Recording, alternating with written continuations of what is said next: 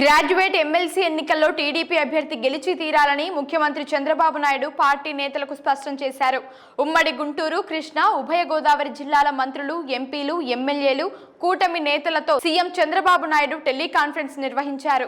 ఫిబ్రవరి 27న జరిగే పట్టభద్రుల ఎమ్మెల్సీ ఎన్నికల్లో కూటమి అభ్యర్థులు ఘన విజయం సాధించేలా నాయకులంతా సమష్టిగా పనిచేయాలని చంద్రబాబు నాయుడు నేతలకు సూచించారు. ప్రతి ఎన్నిక పరీక్ష వంటిదేనని, ప్రతి ఎన్నికలోనూ కూటమి విజయం సాధించాలని అన్నారు. 3 పార్టీల అభ్యర్థులు కలిసికట్టుగా పనిచేయాలి, క్షేత్ర స్థాయిలో సమన్వయం చేసుకోవాలని ఓటర్లను చైతన్యపరచాలన్నారు. 2024 సార్వత్రిక ఎన్నికల్లో 93% స్ట్రైక్ రేటుతో కూటమికి ప్రజలు తీర్పు ఇచ్చారు. దీనికి కారణం ప్రజలు మనపై పెట్టుకున్న నమ్మకమని, ఎమ్మెల్సీ ఎన్నికల్లో కూడా అది కనిపించాలని అన్నారు.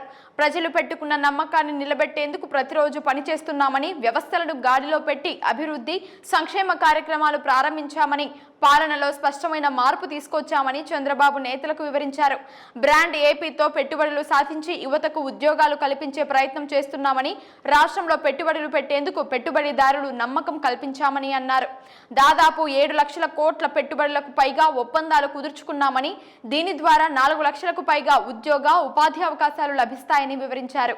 యువతకు ఉపాధి కల్పన లక్ష్యంగా రాష్ట్రమంతటా స్కిల్ డెవలప్మెంట్ సెంటర్లు ఏర్పాటు చేస్తున్నట్లు తెలిపారు. ప్రతి నెల 64 లక్షల మందికి పెన్షన్ ఇస్తున్నామని, 16,347 టీచర్ పోస్టుల భర్తీకి డిఎస్సి నోటిఫికేషన్ ఇవ్వబోతున్నట్టు చెప్పారు. గత ప్రభుత్వం విద్యార్థులకు బకాయి పెట్టిన ఫీజు రియంబర్స్మెంట్లో 780 కోట్లు చెల్లించామని, ఉద్యోగులకు, పెన్షనర్లకు ప్రతి నెల 1వ తేదీనే జీతాలు చెల్లిస్తున్నామని అన్నారు. విద్యావంతులైన మహిళలకు వర్క్ ఫ్రం హోం ద్వారా ఆదాయ మార్గాల కల్పనకు ఆలోచనలు చేస్తున్నట్లు చెప్పారు. ఇవన్నీ 8 నెలల్లోనే కూటమి ప్రభుత్వం చేపట్టిందని, చేసిన మంచి కార్యక్రమాలు, అభివృద్ధిని ప్రజలకు వివరించాల్సిన బాధ్యత మనపై ఉందన్నారు. ఎన్నికలకు ఇక 10 రోజులు మాత్రమే సమయం ఉందని, 3 పార్టీల నేతలు నిత్యం సమన్వయంతో ఉండాలని అన్నారు. అన్ని పార్టీల నేతలు కూటమి ధర్మాన్ని పాటిస్తూ ఎన్నికల నియమావళిని ఉల్లంఘించకుండా విజయం కోసం పనిచేయాలని అన్నారు.